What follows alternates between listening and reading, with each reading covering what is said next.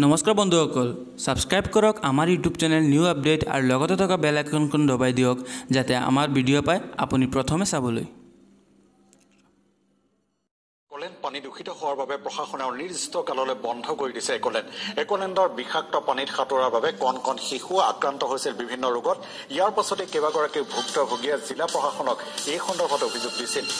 পৰীক্ষাগাৰত একলেণ্ডৰ পানী পৰীক্ষা কৰাৰ পিছত বিষাক্ত বুলি প্ৰমাণিত হয় আৰু ইয়াৰ পিছতে জিলা প্ৰশাসনে এই ব্যৱস্থা গ্ৰহণ কৰিছে।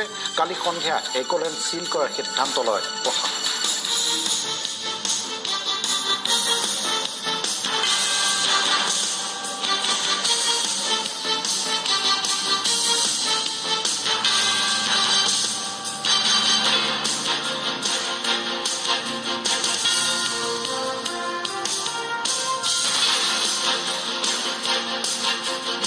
অৱশেষত একলেণ্ড চিল কৰা হ'ল আৰু একলেণ্ডৰ পানী বিষাক্ত বুলি প্ৰমাণিত হোৱাৰ পিছত এই ব্যৱস্থা জিলা প্ৰশাসনৰ ফালৰ পৰা গ্ৰহণ কৰা হয়। কালি জিলা প্ৰশাসনে একলেণ্ড চিল কৰি দিয়ে আৰু এই সন্দৰ্ভত অভিযোগ দিছিল বিভিন্নজনে তালৈ গৈছিল আৰু তাৰ পানীত সাঁতোৰাৰ পিছত বা পানীৰ যিসমূহ ব্যৱস্থা আছে আৰু সেই ব্যৱস্থাত কণ কণ শিশুৰ গাত বিভিন্ন ৰোগে দেখা দিছিল আৰু ইয়াৰ পিছতে তেওঁলোকে অভিযোগ দিছিল জিলা প্ৰশাসনক আৰু অৱশেষত সেই কথা প্ৰমাণিত হৈছিল। প্ৰমাণিত হোৱাৰ পিছতে কালি জিলা প্ৰশাসনে চিল কৰি দিয়ে একলেণ্ড।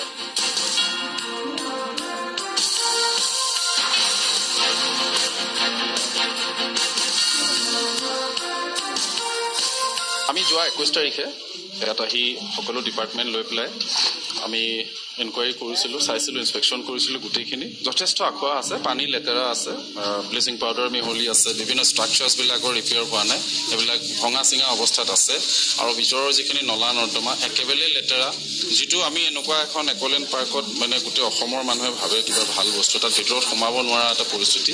এই গোটেইখিনি চাই পেলাই আমি ডেপুটি কমিশ্যনাৰ কামৰূপ মেট্ৰ' মাননীয় উপায়ুক্তক আমি ৰিপৰ্ট দিছিলোঁ। তেওঁ সেইমতে আজি অৰ্ডাৰ কৰি দিছে যে সাময়িকভাৱে যেতিয়ালৈকে ভিতৰৰ গোটেই বস্তুখিনি ষ্টেণ্ডাৰ্ড নৰ্মছ মতে হৈ নুঠে, পাব্লিকৰ ব্যৱহাৰ উপযোগী নহয়, মানুহৰ যাতে জীৱন আৰু স্বাস্থ্যৰ হানি নোহোৱা এটা পৰিৱেশৰ সৃষ্টি নহয়, তেতিয়ালৈকে বন্ধ থাকিব।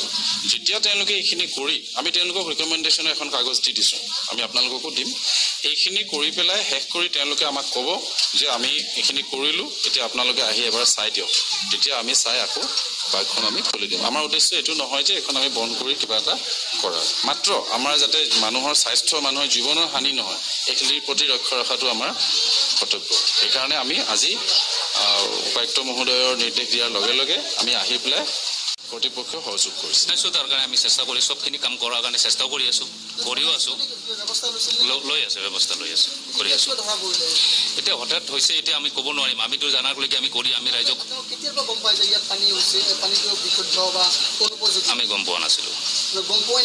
আমাক আমি ৰিপৰ্ট লৈছোঁ, ৰিপৰ্ট মতে আমি কাম কৰি যাই আছোঁ। এইটো গভৰ্ণমেণ্টৰ যিটো ডিপাৰ্টমেণ্ট আছে, ডিপাৰ্টমেণ্টবিলাকে দিয়ে। এইটো পলিউশ্যন কণ্ট্ৰল বৰ্ডৰ পৰা আহে। যিবিলাক ৰিপৰ্ট দি আছে সেইটো দি আছে। আমি ৰিপৰ্টটো মই লাষ্ট ৰিপৰ্ট এইটো মাহৰ অহা নাই, আগৰ মাহতো আহিছে।